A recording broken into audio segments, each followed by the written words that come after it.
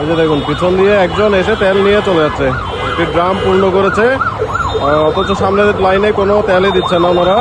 দেখুন পিছন দিক থেকে তেল নিচ্ছে, এই দেখুন কন্টেনার নিয়ে। আসলে তেল আমাদের শর্টেজ নাই, তবে ওনাদের কারণে এই আমাদের এই আজকের ভোগান্তি। ভদ্রলোকগুলো লাইনে দাঁড়িয়ে থেকে কিছু করতে পারছে না, তেল নিতে পারছে না। দেখুন পিছনে দিচ্ছে উনি ম্যানেজার, পিছনে দিচ্ছে এভাবে।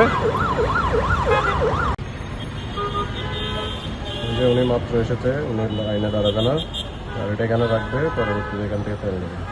দেখুন এই গাড়িটি তেলের দোকান। তো এটিতে হচ্ছে দেখুন লম্বা লাইন ডিজেলের জন্য, কিন্তু তারা লাইন ভেঙে পিছন থেকে আসা এই মানুষগুলোকে তেল দিচ্ছে। দেখুন উনি হচ্ছে ম্যানেজার, তো উনি এই দেখেন পিছনে অনেকে দাঁড়িয়ে আছে তেলের জন্য। এই দেখুন কন্টেনারগুলো দেখুন পিছনে রেখেছে, এখান থেকে ওনারা তেল দিবে পিছনে, সামনে দিচ্ছে না।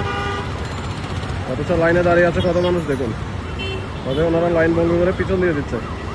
নিশ্চয় এখানে কোনো টাকা লেনদেন হতে পারে, সেটাই।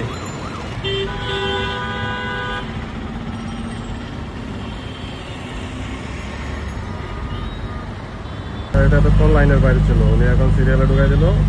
এই যে উনি তেল নিচ্ছে, এই যে উনি কোনো সিরিয়ালে দাঁড়ায় নাই বা কোনো লাইনে দাঁড়ায় নাই, উনি এসে এক পাশে রেখেছিল এই জায়গাটাতে, এবং ওখান থেকে উনি এখন তেল নিচ্ছে। এই যে দেখেন, এই যে তেল দিচ্ছে।